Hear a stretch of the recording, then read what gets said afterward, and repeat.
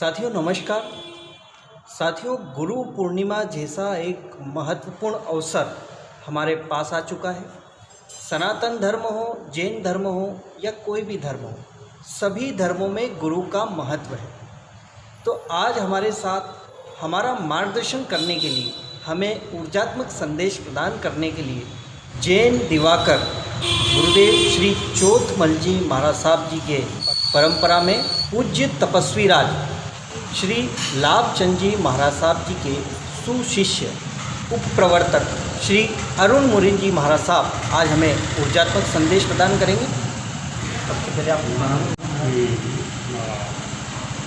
महाराज जी, अभी जो है गुरु पूर्णिमा का अवसर आया है, ऐसे में आपका भी चातुर्मास यहाँ हो रहा है, तो सबसे पहले मैं आपसे व्यक्ति के जीवन में गुरु का क्या महत्व है, गुरु क्या होता है और गुरु तत्व शक्ति से व्यक्ति अपने जीवन को कैसे पार लगा सकता है, उसके बारे में हमें मालूम है। भारतीय संस्कृति में गुरु का स्थान सबसे ऊंचा माना गया है। भगवान से भी गुरु को ऊंचा दर्जा दिया गया है। संत तुलसीदास जी ने, कबीरदास जी ने गुरु के ऊपर बहुत अच्छी बातें बताई हैं। कबीर साहब से पूछा गया कि आप गुरु को क्या मानते हैं। कबीर साहब ने बहुत सुंदर बात कही, कबीर वे नर और हैं जो गुरु को कहते और हरि रूठे गुरु ठोर हैं, गुरु रूठे नहीं ठोर। मान लीजिए भगवान हमसे नाराज हो जाएं तो चले तो गुरु की शरण में हम जाकर के उनकी शरण ग्रहण कर लेंगे तो हमारा बेड़ा पार हो सकता है।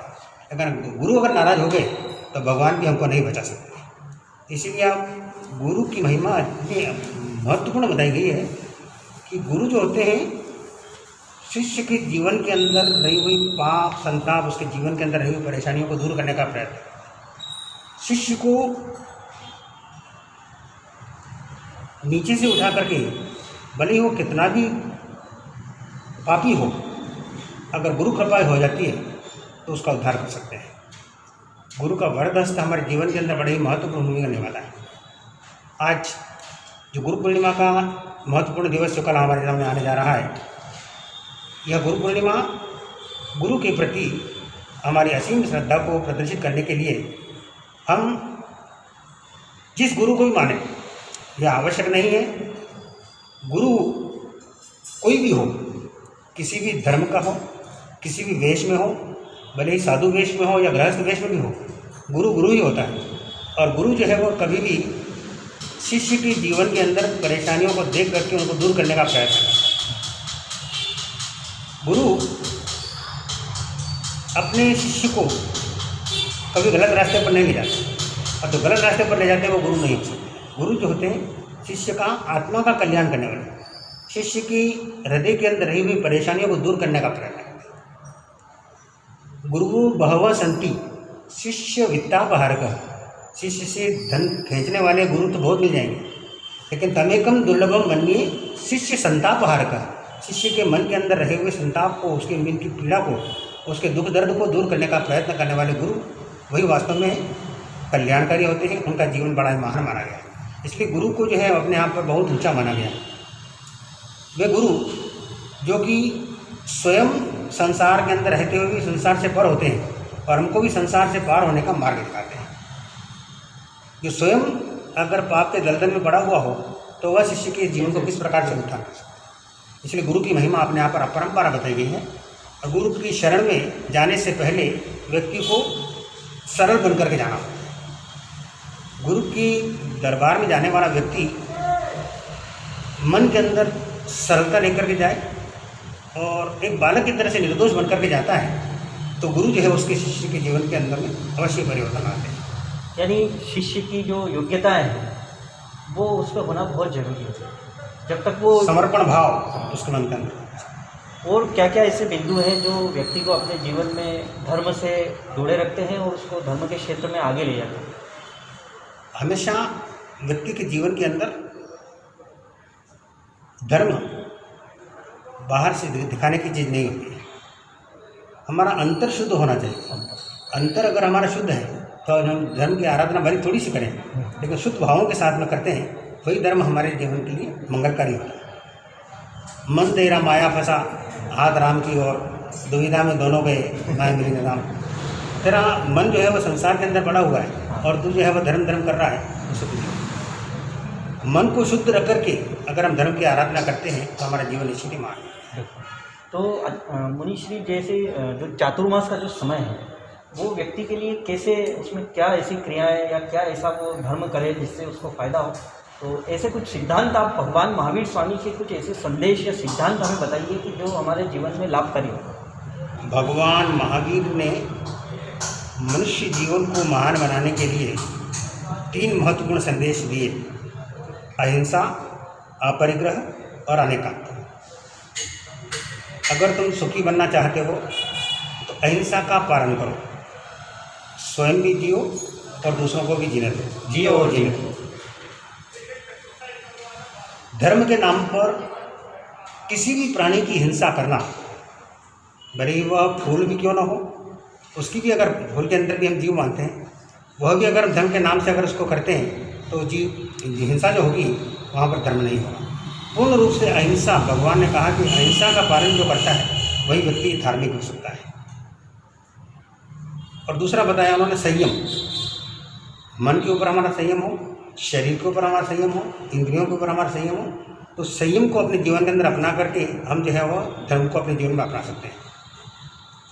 और तीसरा उन्होंने बताया तब करके व्यक्ति अपने जीवन के अंदर धर्म की आराधना कर सकता है। जितना तब हमसे हो सके, भले ही 1 घंटा भी हम भोजन का त्याग करें, आवश्यक नहीं है कि भूखा 1 महीने की तपस्या करें, भले थोड़ा सा भी करें, लेकिन तब व्यक्ति को जरूर करना चाहिए। तब से हमारे पाप कर्म क्षय होते हैं, पुराने समय से चले आ रहे हमारे आत्मा के साथ में लगे हुए पाप हैं, उनसे मुक्त हो सकते हैं। इसलिए पापों से मुक्त होने के लिए भगवान महावीर ने धर्म के 3 स्वरूप बताए हैं: अहिंसा, संयम और तप। इन 3 को अंगीकार करके व्यक्ति वास्तव में धार्मिक बन सकता है। निश्चित ही काफ़ी महत्वपूर्ण जो है मार्गदर्शन मुनिश्री ने किया है। अब मैं आपसे कोरोना को लेकर थोड़ा सा, कि कोरोना का जो माहौल चल रहा है वो, उस पर आपके क्या विचार हैं, उस पर आपका क्या कहना है, और कुछ चीज़ें जो आज पूरी दुनिया अपना रहा है, जैसे आपने जो मुँह पत्ती जो जिसको बोला जाता है, तो आज पूरी दुनिया जो है मुँह बांधे घूम रही है।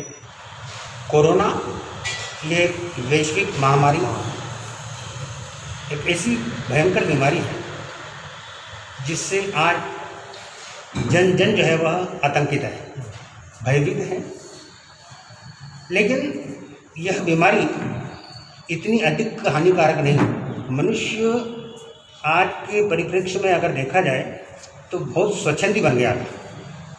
इस बीमारी की वजह से व्यक्ति नियंत्रित हुआ, खान पान में, रहन सहन में, बोली व्यवहार में। भगवान महावीर ने मुखवस्त्रिका बांधने का जो संदेश दिया था, यह जियो और जीने दो का एक प्रकार का सिद्धांत है। हमारे मुंह के द्वारा जो खराब श्वास निकलती है वह अन्य प्राणियों को नुकसान न करे, और अन्य हवा के अंदर रही हुई जो बीमारियाँ वगैरह है वो हमारे शरीर में प्रवेश न करें। इसके लिए यह मुखवस्त्रिका बांधने का संदेश उन्होंने दिया था। आज हर व्यक्ति इस बीमारी की वजह से अपने आप को जो है वह नियंत्रित करने का प्रयत्न कर रहा है, और बहुत अच्छा जो है वह अगर इसी प्रकार से जीवन का अगर नियम बना ले तो किसी भी प्रकार की परेशानी उसके जीवन में आने वाली नहीं। बहुत सुंदर एक कार्यक्रम अच्छा चल रहा है। धर्म मान करके हम भले ही नहीं करें, लेकिन आज स्वास्थ्य लाभ की दृष्टि से भी व्यक्ति जो है वह मुँह बांध करके श्वास इस प्रकार कर रहा है। बहुत अच्छी बात है। खान पान, पहले इतना अधिक खराब खान पान बढ़ गया था, आज खान पान भी नियंत्रित हो चुका है। वातावरण पहले से काफ़ी शुद्ध हो चुका है। इस बीमारी ने लोगों को जो है जागृत किया है अपने शरीर के प्रति, एक दूसरे के प्रति, अन्य जीवों के प्रति भी हमारे मन के अंदर जो है वह दया की भावना, करुणा के भाव ला करके हम जो है वह संसार के समस्त प्राणियों के कल्याण की कामना करें। इस बीमारी से हमें आपको जो है अपने आप को बचाना है। धर्म हमेशा एक बात कहता है, जो आज ये सोशल डिस्टेंस की बात जहाँ पर चल रही है, भगवान ने पहले ही कहा है कि व्यक्ति को अपने आप को भी सुरक्षित रखना, दूसरों को भी सुरक्षित रखना, दूरी बना करके रखें, किसी भी प्रकार से किसी को हमारे से कोई संक्रमित ना हो, इस बात का विशेष तौर से ध्यान रखें। इसलिए भगवान महावीर का जो सिद्धांत है, उस सिद्धांत को ही हम अपना करके अपने जीवन के अंदर इस महामारी से बच सकते हैं। किसी भी प्रकार से हमें भयभीत होने की आवश्यकता नहीं है। अपने स्वास्थ्य के परमाणु को सुरक्षित रखना हमारे स्वयं के हाथों में है। हम अगर अपने आप को बचा करके रखेंगे तो अन्य प्राणी भी अपने आप को बचेंगे। बहुत सुंदर बात है। बिल्कुल सही है कि सुरक्षा करना आवश्यक है और भगवान महावीर स्वामी के सिद्धांत निश्चित ही हमारे जीवन को एक वैज्ञानिक रूप से स्वस्थ रखने में काफ़ी फायदेमंद होते हैं। तो आचार्य श्री और कोई आपका संदेश जो आप देना चाहें? जावरा के अंदर हम जो आए हैं, जावरा श्री संघ में चतुर्मास करने के लिए हम पहली बार आए हैं और जावरा की प्रत्येक जनता, उनके प्रति हमारे मन के अंदर एक ही संकल्प है, एक ही भावना है कि यहाँ का प्रत्येक नागरिक अपने जीवन के अंदर सही मूल्यांकन करे, अपने आप को जो है वह तैयार करें, सुंदर और सुव्यवस्थित हमारे जीवन हो। और इस महामारी से बचने के लिए हमने एक यहाँ पर सफल प्रयास प्रारंभ किया है। 14 कुंभ का सार जो नमस्कार महामंत्र हमारे यहाँ पर माना जाता है, उस महामंत्र की आराधना हम घर घर के अंदर चला करके इस बीमारी से जो है वह दूर रहने के लिए एक बहुत सुंदर जो है वह प्रयत्न कर रहे हैं। इस महामंत्र के द्वारा संसार के समस्त प्राणी जो है वह स्वस्थ रहें, स्वच्छ रहें, निर्भीक रहें। इस महामंत्र के द्वारा आदि व्याधि और उपाधियाँ जो है वह शांत हो, इस प्रकार का हमारा जो लक्ष्य है। और हम ये चाहते हैं कि इस महामंत्र से जुड़ करके, क्योंकि नवकार महामंत्र जो है जैन धर्म का मंत्र जरूर है, लेकिन सिर्फ जैन ही नहीं, संसार के समस्त प्राणियों के कल्याण की इसके अंदर जो है वह कामना की गई है। जितने भी संत हैं संसार में, जितने भी जीव हैं, जितने भी संत हैं, जितने भी साधक हैं, उन सभी का जो है वह कल्याण हो और सभी का जीवन महान बने। इसी प्रकार का इस महामंत्र के अंदर जो है वह प्रार्थना की गई है। इस महामंत्र के द्वारा हम ये चाहते हैं कि सभी जीव जो है वो सुखी रहें। बहुत सही है। तो अभी सब अपने अपने घरों में नवकार मंत्र का जाप करेंगे। आज हमारे संघ के अध्यक्ष इंद्रमन जी टुकड़िया के यहाँ पर 24 घंटे का नवकार महामंत्र का जाप चल रहा है।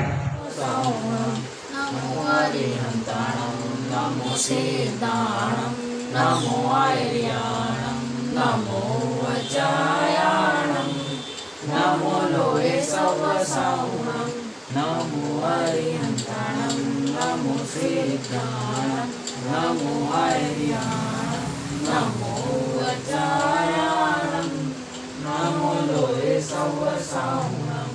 कर ओम जी श्रीमाल के यहाँ पर चलेगा। इसी प्रकार से अलग अलग घरों के अंदर किसी घर में 24 घंटे का, किसी घर में 12 घंटे का जो जाप हम कराएंगे, ताकि सभी प्राणी जो है वह सुखी रहें, स्वस्थ रहें और मंत्रों से जो ऊर्जा हो वो सबके कल्याण हो। तो बहुत ही सही आपने बहुत कहा है। और हमारे साथ में सेवाभावी श्री सुरेश मुनि जी का भी मार्गदर्शन सानिध्य हमको मिल रहा है।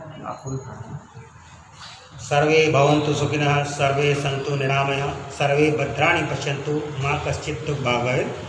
संसार के सभी प्राणी सुखी हों, सभी का कल्याण हो, सभी का जीवन जो है वह स्वस्थ रहे, आनंदित रहें, हर प्रकार से मंगलमय वातावरण निर्मित हो, यही हमारे मन के अंदर अभिलाषा है। ओम शांति।